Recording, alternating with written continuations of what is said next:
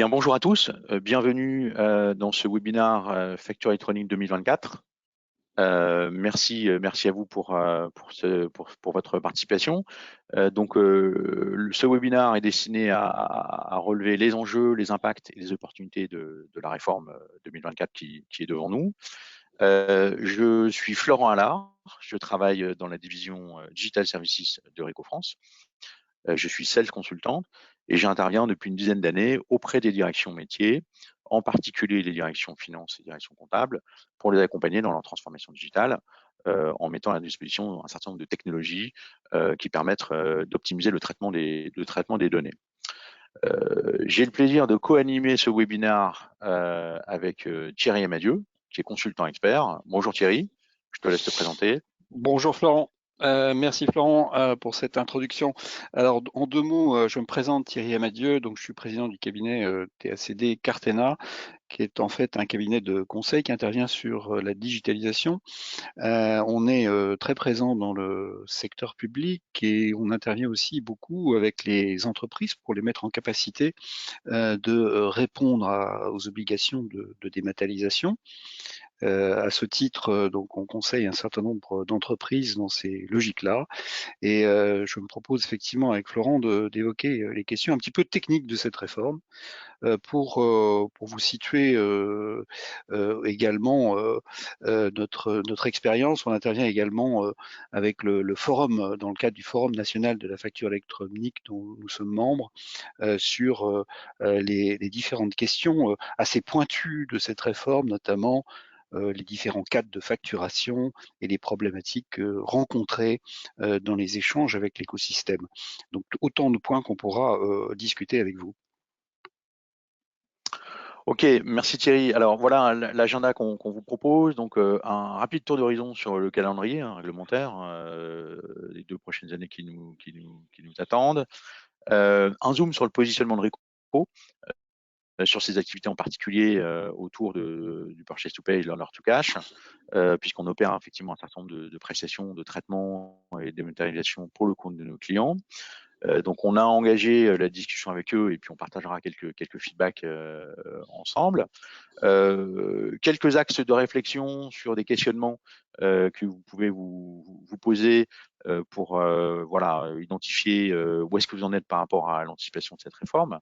Quels sont les types de questions que vous pouvez vous poser. Et puis ensuite, avec Thierry, on descendra dans le détail sur les différents types d'impact de cette réforme. Il y a plusieurs sujets au niveau des processus, au niveau des données, au niveau des systèmes d'information. Donc on fera un zoom sur ces éléments-là. Et puis nous terminerons cette intervention par quelques axes de travail qu'on vous propose sous forme de recommandations.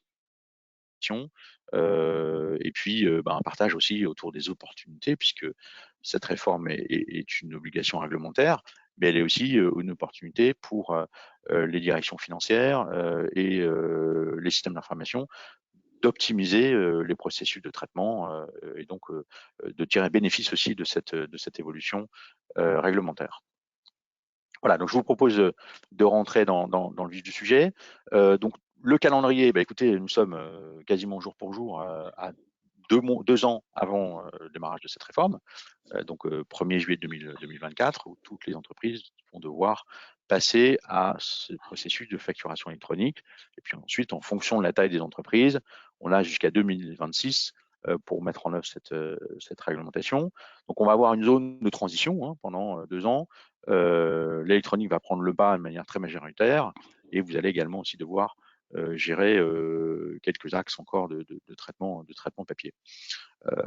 Il y a un élément clé aussi à avoir en tête par rapport à notamment la facturation pour les entreprises publiques, qui est déjà en place depuis quelques années. Là, on a un changement de dimension puisque on est sur quasiment 30 fois plus en termes de volume de flux. Donc, la réforme a un côté un peu systémique également en termes de volumétrie, d'où l'architecture des solutions qui est proposée avec la plateforme publique, des plateformes privées, des opérateurs de démat qui vont pouvoir proposer leurs services pour accompagner les entreprises dans la mise en œuvre de cette réforme.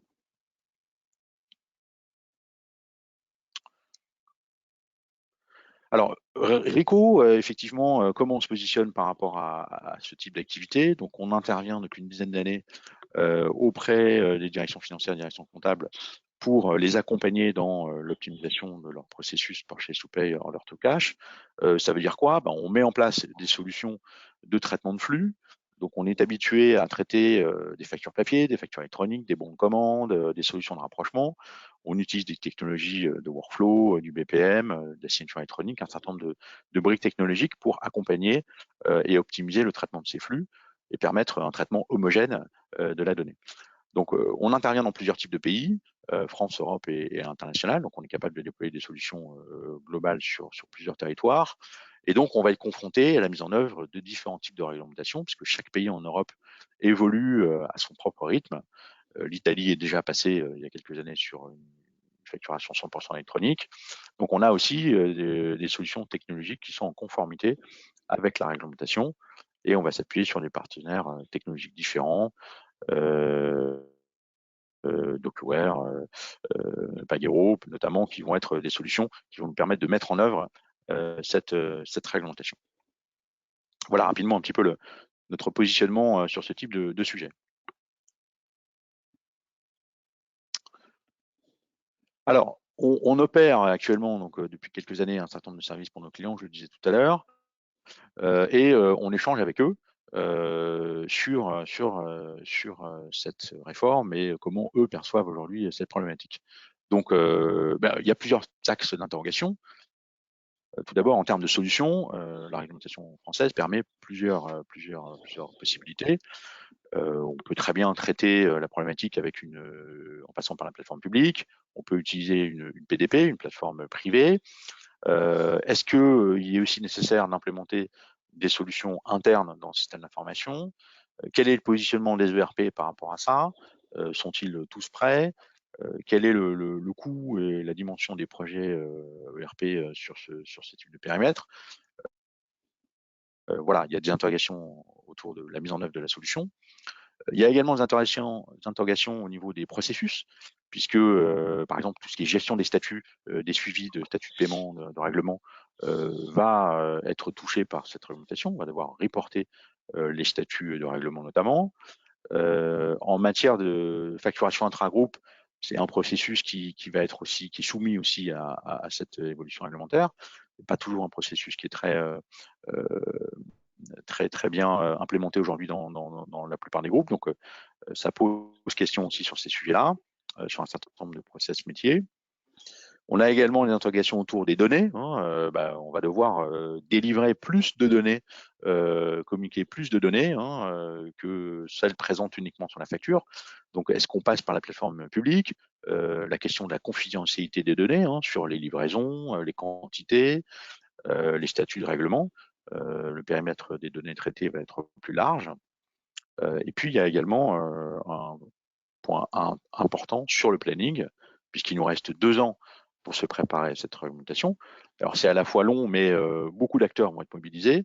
Quelle va être la disponibilité des ressources IT, finance sur ces métiers-là, internes, externes, la disponibilité des prestataires.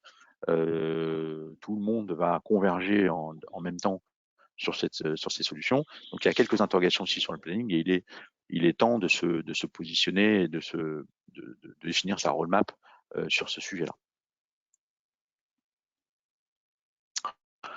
Voilà effectivement quel type de questions on aimerait vous poser, comment vous percevez cette réforme, quels sont les types de services qui sont impactés par la réforme, quelle est la maturité de votre entreprise par rapport à la mise en place de cette réforme.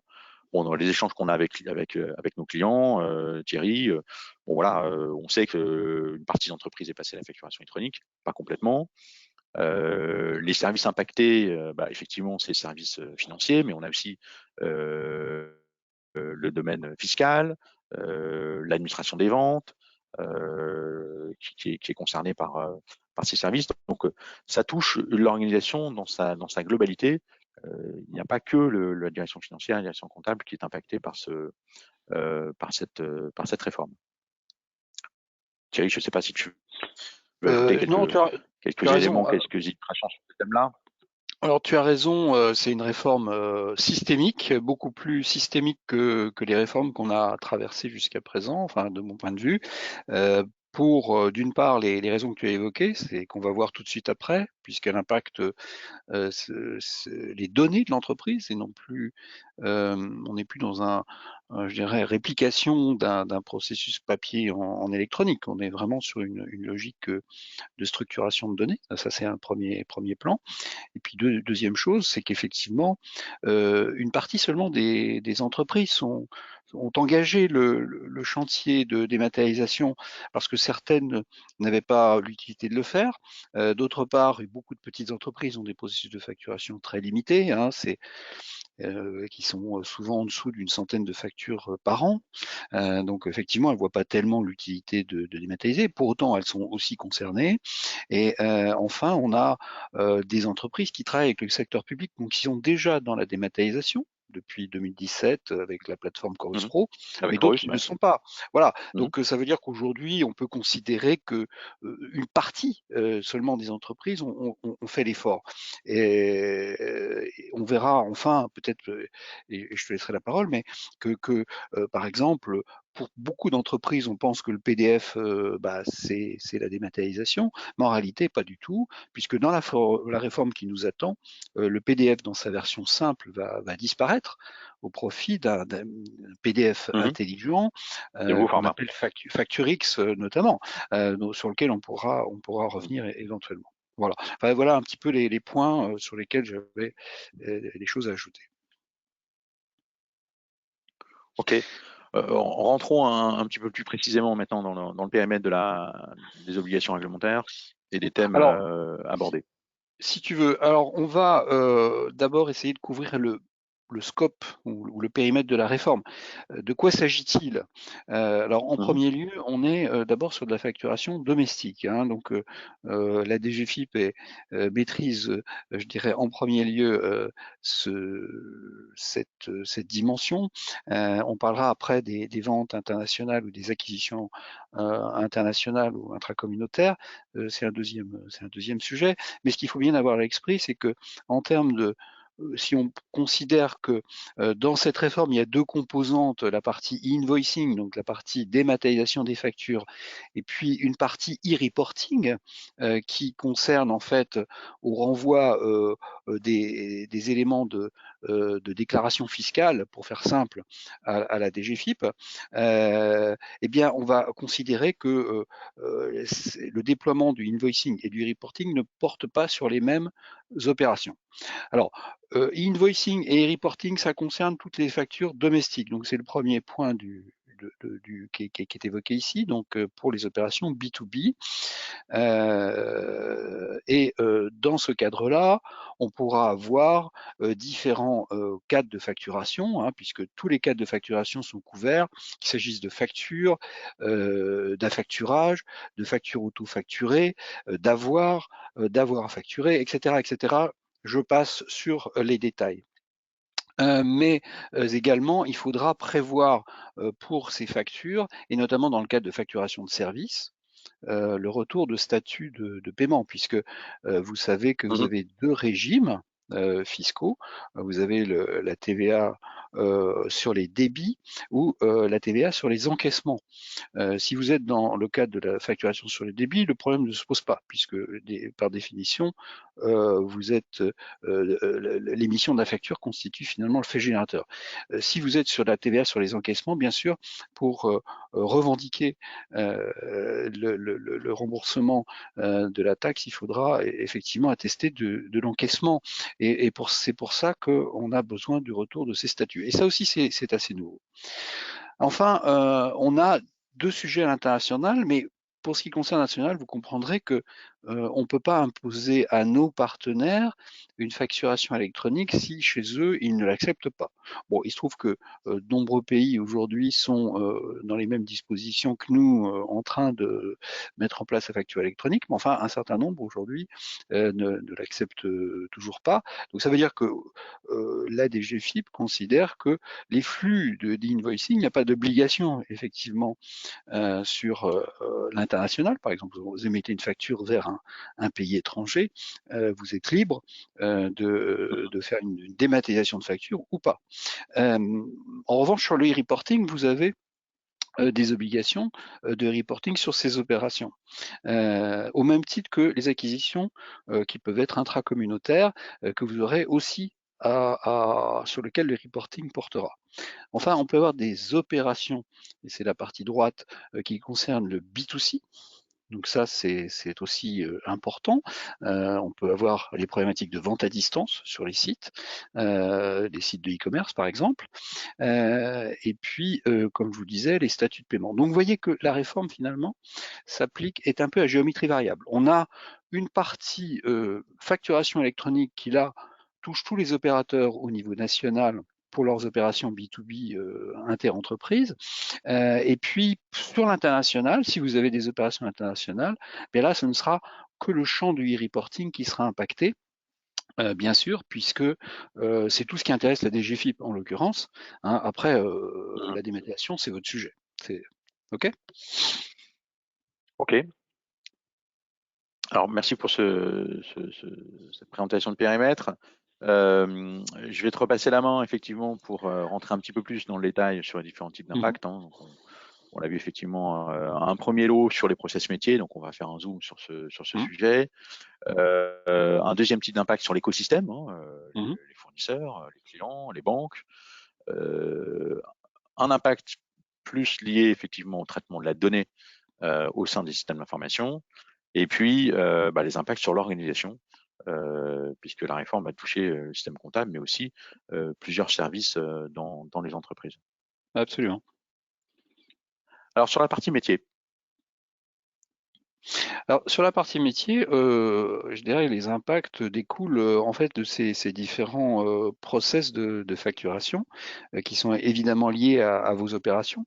Évidemment, on aura dans ce cadre-là plusieurs mécanismes qui vont fonctionner, qui sont aujourd'hui décrits dans les spécifications techniques développées par l'Agence informatique financière de l'État et qui sont publiques, que vous pouvez télécharger librement, l'AIFE absolument, et qui décrit tous les mécanismes, qu'il s'agisse de mécanismes d'e-invoicing ou de e-reporting.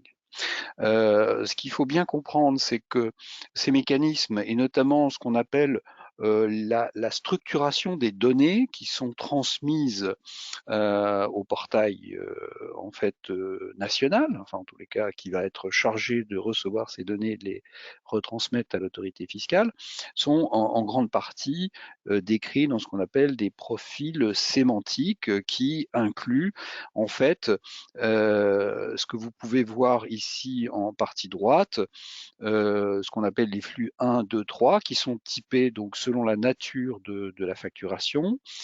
S'il s'agit des flux B2J, eh ben, on aura des flux 4 et 5. Il faut bien comprendre aussi que si par exemple on doit faire du e-reporting sur les opérations B2C, on ne va pas traiter des mêmes données puisque il peut s'agir des tickets Z de caisse, donc des tickets récapitulatifs des opérations journalières. Et dans d'autres cas, il s'agit de prélever les informations directement sur la facture lorsqu'on est dans le cadre d'opérations B2B. Donc on comprend bien que ces exigences imposent que chaque profil soit parfaitement détaillé.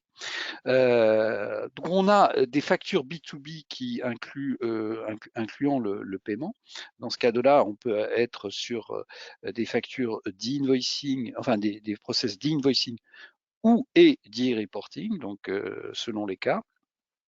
Et puis on aura la même chose, mais bien sûr limité modulo les restrictions que j'ai données en introduction, puisque sur les ventes internationales ou les achats, les acquisitions intracommunautaires par exemple, on sera limité aux opérations de e-reporting. Un point peut-être particulier sur les Dromcom, en fait, sur tout ce qui concerne les opérations avec l'outre-mer, qui sont en partie donc considérées comme la métropole, bien sûr, donc ils sont soumis aux obligations nationales, hein, domestiques. Pour autant, il s'agit d'opérations souvent assimilées à l'exportation, donc ça veut dire qu'il y a quand même des Mhm. particularités à prendre en compte et qui sont bien typées en fait dans le dispositif. On peut poursuivre Ok. peut-être si tu veux. Oui. Alors le processus de remontée des paiements, qui encore une fois ne concerne que la TVA sur les encaissements, qui sont effectivement portés sur tous les assujettis potentiellement soumis à ce régime établi en France. Donc les opérations qui sont dans le scope de ce reporting des paiements sont essentiellement les ventes de services, on est bien d'accord. Puisque bon, les opérations sur les biens, c'est la date de livraison qui fait foi. Là, sur les ventes de services, on peut avoir effectivement un service décalé dans le temps, en fait. Donc effectivement, si l'assujetti a opté pour les encaissements, à ce moment-là, on aura cette problématique à gérer. Les données donc qui sont à reporter dans le cadre de ces paiements, bah, c'est le numéro de facture, la date de paiement, le montant de paiement en euros notamment. Et donc ça va impliquer derrière effectivement que les banques puissent être connectées au système pour Mhm. attester que le paiement a bien été effectué. Tu peux continuer. Alors impact sur Alors, votre en parlant de banque, écosystème. Oui, on passe je t'en prie, vas-y. sur l'écosystème Mm. au Oui, sens alors large. absolument. Donc le modèle qui a été choisi pour la France, c'est un modèle on a appelé Y. Vous voyez bien au centre du schéma que le Y se décide. Alors c'est quoi en fait ce Y? En réalité, on va avoir deux systèmes qui fonctionnent. Vous savez que par exemple en Italie, on a une plateforme centrale de dématérialisation des factures qui s'appelle SDI. La France a fait le Mhm. choix de conserver une plateforme centrale qui s'appelle aujourd'hui Chorus Pro, dont on a repris le nom, mais qui peut-être demain changera de nom. Aujourd'hui, ce qu'il faut retenir, c'est Voilà. le portail, ce qu'on appelle le PPF, c'est-à-dire le portail public de facturation. Je vais dire que c'est un petit peu, pour utiliser un langage trivial, c'est un peu la voiture balai aussi, puisque ça, comme je vous l'indiquais, un certain nombre de petites entreprises qui ont peu de facturation vont certainement pas passer par des opérateurs de services, donc vont utiliser ce portail pour dématérialiser leurs factures. Euh, Elles le font déjà avec le secteur public, mais demain avec leurs partenaires commerciaux. Et donc ce Ok. portail, finalement, va permettre de recevoir l'ensemble des factures. Le fait de déposer une facture sur le portail va permettre de remplir les opérations de e-reporting, puisque c'est la plateforme publique de facturation qui se charge de prélever les données et de les renvoyer vers l'administration fiscale. Donc finalement, bon, c'est un portail qui fait tout. Très bien. Mais il faut aussi avoir la possibilité de fonctionner avec des opérateurs de services et de pas finalement chambouler des processus qui sont déjà en place. Donc on a décidé, enfin en tout cas pas moi, mais la DGFiP a décidé de labelliser entre guillemets un certain nombre d'opérateurs de services D'accord. que vous connaissez pour la plupart, qui sont déjà bien en place et qui devront respecter un certain nombre d'engagements, et c'est pour ça qu'on les appelle les PDP, c'est-à-dire les plateformes de dématérialisation partenaires, puisqu'elles s'engagent auprès de la DGFiP à effectuer les opérations de e-reporting. Ça se traduit par quoi? Ça veut dire qu'en fait, dans cet écosystème, on aura trois types d'acteurs. Une plateforme de dématérialisation nationale, finalement, hein, le portail public de facturation. Des plateformes privées qui vont permettre d'opérer le e-reporting. C'est les points noirs que vous voyez, les ronds noirs que vous voyez sur le graphique, et qui sont finalement une espèce de gateway qui vont assurer la réception des factures d'autres plateformes qui ne sont pas partenaires, mais qui sont des simples plateformes de dématérialisation. On les appelle les OD, c'est-à-dire les opérateurs Les de OD. Mhm. dématérialisation, Ouais. et qui sont symbolisés ici par les petites étoiles grises, qui vont Par les transmettre, rangées. Ouais. voilà, qui peuvent transmettre eux directement aussi à la plateforme portail de facturation nationale, mais aussi utiliser la plateforme finalement du destinataire, la PDP du destinataire. Donc c'est pour ça qu'on voit en haut une chorégraphie où vous avez une OD qui se connecte à une plateforme de dématérialisation partenaire. Et cette plateforme de dématérialisation partenaire, eh bien, quand elle reçoit la facture, elle va transmettre finalement le e-reporting directement à la plateforme nationale. Vous voyez que c'est un schéma un petit peu compliqué, mais qui suppose donc que toutes les possibilités soient envisageables. Alors, cet écosystème d'échange fait que finalement, on arrive à un système assez complexe dans lequel on peut avoir différents cas de figure. Ce qu'il faut retenir notamment, c'est que la plateforme publique de facturation contient un annuaire qui va permettre notamment le reroutage des factures à destination d'un opérateur économique qui serait à ce moment-là un acheteur privé et non plus public comme c'est le cas aujourd'hui, qui serait connecté derrière la plateforme publique de facturation. Donc en fait, ça fait finalement une combinaison de possibilités assez importantes dans les différentes modalités d'échange. Il faut ajouter à ça que pour garantir l'interopérabilité des flux, il a été décidé qu'un seul format, enfin, un socle pardon, de format serait utilisé. Et aujourd'hui, ce socle de format est limité à UBL 2.1 d'un point de vue syntaxique de C2I, UNCFAX C2I pour la partie également de format socle, et enfin Facturix. Alors Paypal, contrairement à ce qui est indiqué pour ceux qui connaissent Paypal, c'est un sujet que je connais bien parce que je m'occupe de Paypal en France, mais Paypal n'est ni plus ni moins que de l'UBL 2.1, mais adapté aux transactions internationales. Donc aujourd'hui, il n'est pas inclus dans la réforme puisque la DGFiP ne s'intéresse pas immédiatement à ces préoccupations-là, mais enfin, il n'est pas exclu que demain, les flux Paypal puissent aussi être traités à travers ce dispositif. Ok, ok, bah effectivement, ce schéma nous permet de voir les différents types de solutions entre le Chorus Pro, l'opérateur de démat et la plateforme privée, donc plusieurs solutions possibles et donc une solution assez différente de celle que tu as citée tout à l'heure en Italie, où en Italie tout le monde passe par la même plateforme, ils ont moins de choix, ils ont eu moins de choix. Voilà. EN conforme, ça veut dire que globalement, toutes les factures sont conformes à la norme européenne, EN, European Norm. La conformité est garantie, puisque la réforme s'inscrit dans la norme européenne de facturation. Modulo un certain nombre d'ajouts qui aujourd'hui font l'objet justement de discussions entre la DGFiP et l'Europe, puisque ce qu'on va imposer à nos partenaires commerciaux hors des échanges domestiques, eh bien, devra pouvoir s'appliquer. Donc ça veut dire que par rapport à la norme européenne, il y a quelques ajouts qui feront l'objet effectivement de discussions sur lesquels je ne vais pas m'apesantir ici. Ok, on a un slide sur les données, puisqu'effectivement il y a un enjeu. On va traiter beaucoup plus de données et communiquer beaucoup plus de données qu'on ne le faisait auparavant. Donc voilà un petit peu les zooms que tu souhaitais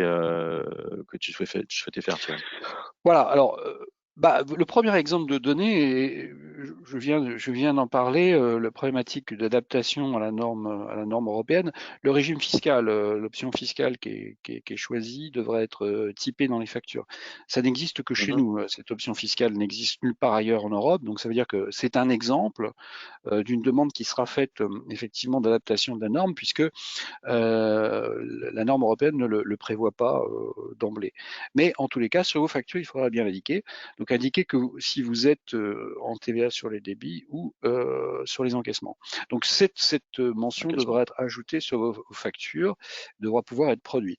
Un certain nombre d'informations clients telles que le sirène du client, l'adresse de livraison doivent pouvoir être ajoutées systématiquement.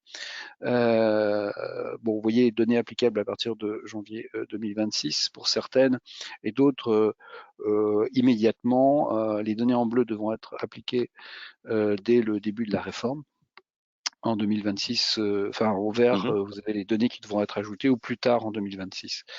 Donc on a la nature des opérations. Alors c'est important puisque pour savoir si effectivement les conditions de déductibilité par exemple de la TVA, il faudra savoir si on est sur une opération de vente ou une opération de service, pardon, une vente de service, et aussi si c'est une opération mixte dans laquelle on peut avoir fourniture de biens et en même temps fourniture de services. Donc tout ça doit être parfaitement défini. Voilà encore un point qui aujourd'hui n'est pas précisé dans la norme européenne et qui devra être ajouté en tous les cas, pour lequel l'État français devra faire une demande à l'Europe pour ajouter cette capacité cette nature d'information, pardon.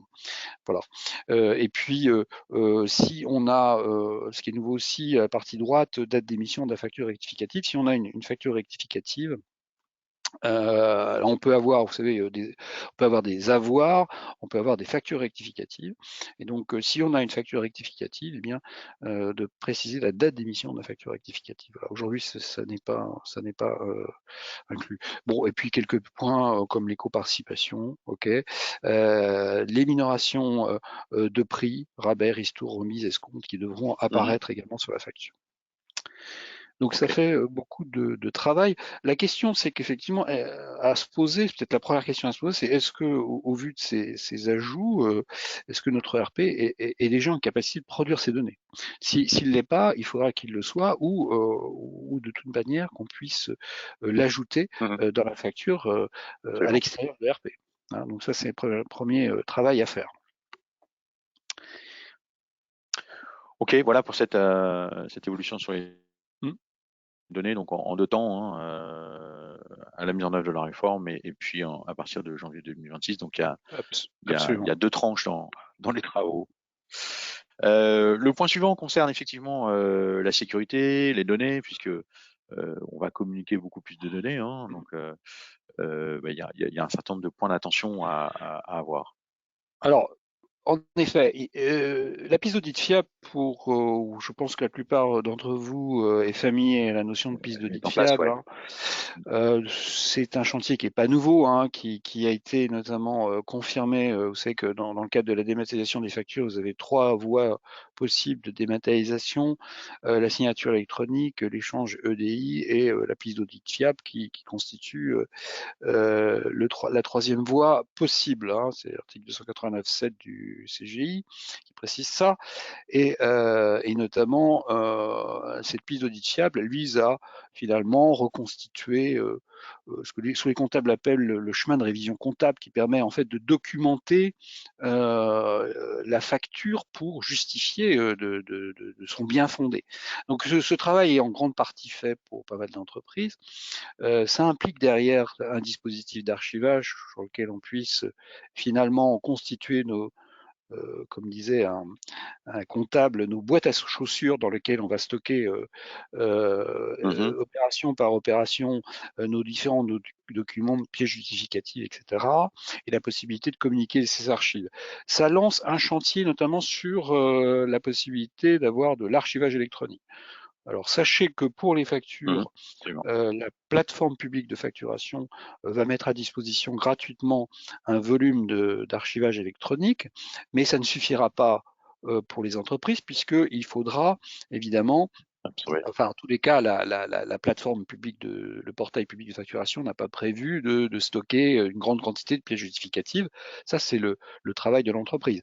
Donc évidemment, prévoir quand même un dispositif d'archivage électronique pour conserver tout ça. Donc il y a un petit travail à faire là-dessus, Une pièce en effet. annexe. Mhm.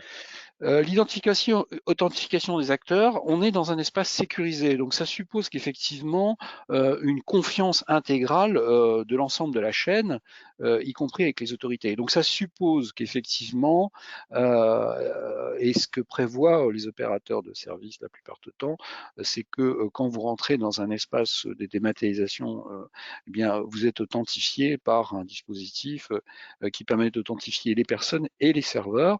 Et donc, ça va se faire par le canal du dispositif aujourd'hui utilisé dans la plupart des applications sécurisées telles que Chorus.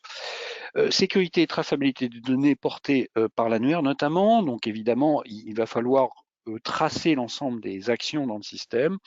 Ça implique que côté entreprise, moins d'importance. Toutefois, si c'est vous qui faites les opérations de reporting, bah, il va falloir vous attendre à ce que les données soient tracées par votre système d'une manière ou d'une autre. Et puis des protocoles de communication sécurisés, bien sûr. Bon, ça c'est pas nouveau, avec généralement le chiffrement des connexions AS2, AS4. Des données. Je passe, voilà, et des données. Sécurité du SI. Alors ça c'est un point important qui me pèse moins sur l'entreprise finalement que sur l'opérateur de service, puisque les opérateurs de service partenaires, les plateformes de dématérialisation partenaires, les PDP, devront être certifiés ISO 27001. Donc vous savez, l'ISO 27001, c'est une certification de sécurité informatique. Et en même temps, Secnum Cloud. Alors Secnum Cloud, c'est quelque chose d'assez nouveau, c'est la NSSI, l'Agence nationale de sécurité des services et systèmes d'information, française, qui délivre ce label pour en fait les opérations d'hébergement dans le cloud, les opérations cloud. Donc ça c'est quelque chose d'assez nouveau. Il y a un pendant à ce label qui est une norme européenne qui est en train de sortir, mais en fait ça porte beaucoup plus sur finalement la sécurisation qui doit être prévue par les hébergeurs, alors que vos données soient chez Azure ou d'autres, je ne citerai pas d'autres noms, mais AWS, pour ne pas les citer. Les certifications sont en cours. Voilà, les certifications sont en cours.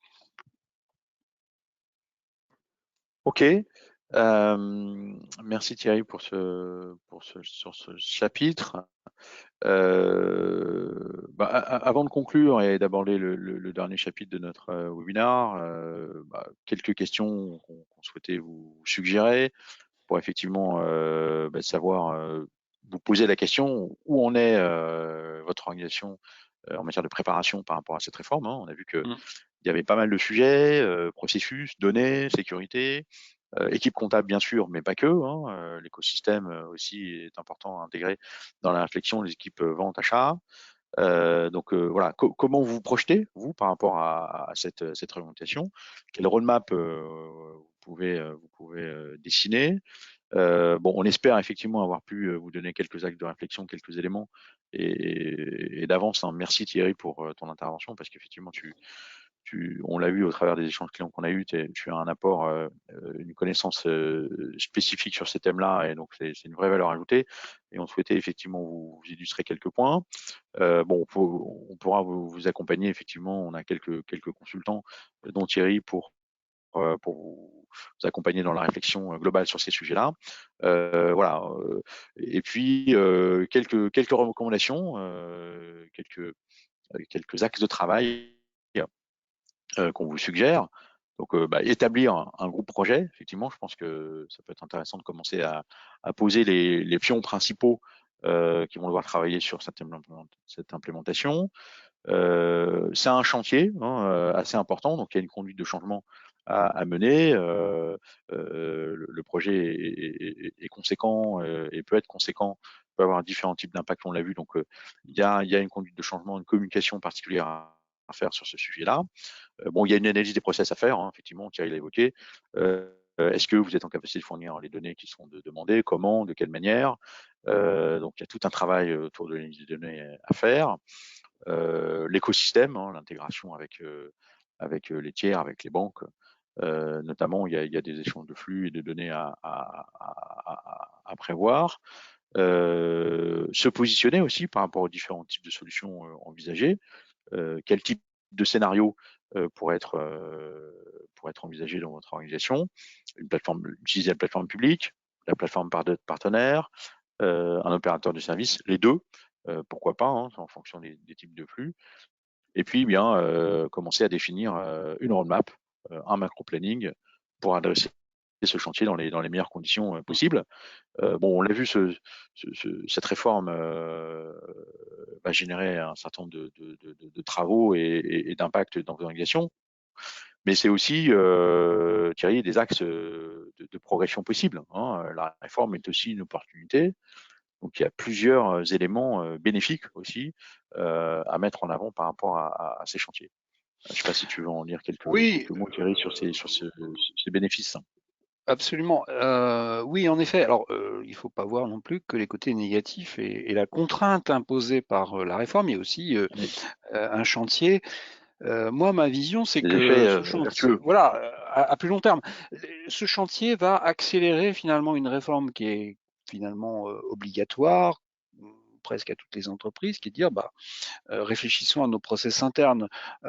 Sans elles, ça serait fait, mais peut-être plus douloureusement ou sur une longueur plus étendue. Bah, finalement, profitons de cette réforme pour améliorer nos process internes. Et sans conteste, pardon, cette réforme va aller dans le bon sens au niveau de l'amélioration des process, en forçant un peu la réflexion sur bah, finalement comment on faisait les choses jusqu'à maintenant, et est-ce qu'on faisait les choses de la bonne manière ou est-ce qu'on ne peut pas améliorer certaines ou se débarrasser de certaines scories qui encombraient un peu nos processus. Ça, c'est le premier point. Après, évidemment, le gain indirect, alors si on parlait de ROI, j'aime pas beaucoup ce terme, mais Mhm. c'est quand même aussi, il faut voir aussi l'intérêt de la chose.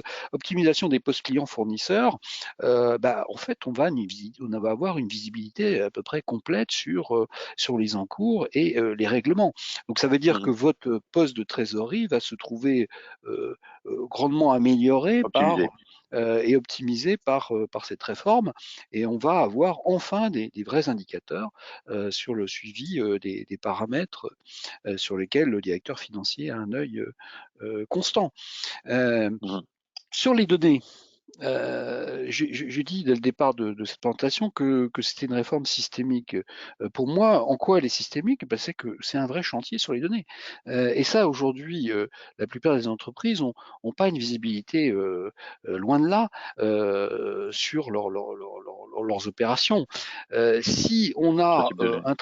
un traitement systématique des données, ça veut dire qu'on a une meilleure exposition de la data au sein de l'entreprise, la possibilité de réutilisation de la donnée dans le système d'information. Alors, je pense notamment à la BI, je pense tout Mhm. au système de data visualisation qui vont permettre finalement d'avoir une possibilité de contrôle continu sur les opérations et sur des niveaux, comment dire, où aujourd'hui il faut de multiples tableaux Excel pour arriver à faire sortir la vérité ou la réalité du système. La situation. Donc Mhm.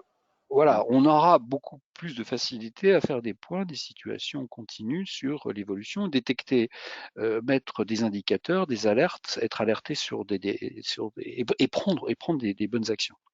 Donc en réalité, en termes de prise de décision, on aura évidemment un système qui va forcer une meilleure anticipation sur les décisions parce qu'il va nous alerter quasiment en temps réel sur les évolutions de nos opérations. Donc ça, c'est un point absolument fondamental. Enfin, il y a un dernier aspect, mais il y en a d'autres certainement, qui me paraît important, c'est la relation renforcée avec notre écosystème. Relation renforcée, ça veut dire que finalement, on a une optimisation de notre supply chain, hein, mais pas seulement. On a aussi une optimisation Mhm. de nos ventes avec nos clients. Et ça veut dire que derrière tout ça, on va pouvoir aussi déployer de nouveaux systèmes. Hein, c'est un pas. On dit toujours que la facturation est pivot d'un ensemble de systèmes, mais demain, on va pouvoir dématérialiser la commande beaucoup plus facilement à partir du moment où notre process de facturation est intégralement dématérialisé. Ça sera beaucoup plus facile et vous savez tous que qu'est-ce qui génère une facture? C'est en premier lieu les données de la commande. Donc voilà ma vision. J'espère que la Ouais. partager avec vous, mais en tous les cas, je vois beaucoup plus d'intérêt à la réforme que de contraintes si on arrive, encore une fois, à bien passer ce cap difficile, ce point dur de la mise en œuvre. Ouais, en effet, donc il y a un certain nombre cette obligation réglementaire, va passer par un certain nombre de chantiers, mais l'effort en vaut la peine, très certainement, puisque de nombreux bénéfices vont pouvoir voir le jour et ont déjà vu le jour, hein, puisque la transformation digitale sur les processus de facture a déjà commencé. Mais là, c'est vrai que c'est un coup d'accélérateur assez important qui va probablement être bénéfique à terme sur l'ensemble du processus achat, facture, commande, pour traiter ce type de process. On arrive à la fin de cette présentation de notre webinaire. Donc, merci pour votre intérêt sur ce sujet-là. Effectivement, c'est un sujet sur lequel l'ensemble du marché, les principaux clients commencent à se poser des questions. Donc, nous sommes à votre disposition, Thierry et nos équipes, pour vous accompagner sur ces sujets. Donc voilà, on est à votre disposition pour toute information complémentaire. Vous avez nos coordonnées mail sur cette présentation et on aura donc plaisir à revenir vers vous si vous le souhaitez sur des éléments de précision métier ou technologique si besoin. Thierry, merci pour ta contribution, pour ton apport sur ces thématiques nous éclairent sur le sujet. Je te laisse le mot de la fin si tu souhaites aussi pour conclure. Merci Florent pour cette présentation et qui nous a donné l'opportunité d'aborder le contexte et les enjeux de cette réforme. Bien sûr, à votre disposition à toutes et tous pour continuer à discuter autour de ça et avancer peut-être dans vos projets et vous accompagner dans vos projets. En tous les cas, ce fut un plaisir pour moi d'échanger avec vous aujourd'hui. Merci Thierry, à très bientôt. On vous souhaite une bonne Merci journée. Florent, toi aussi, à bientôt. Au revoir.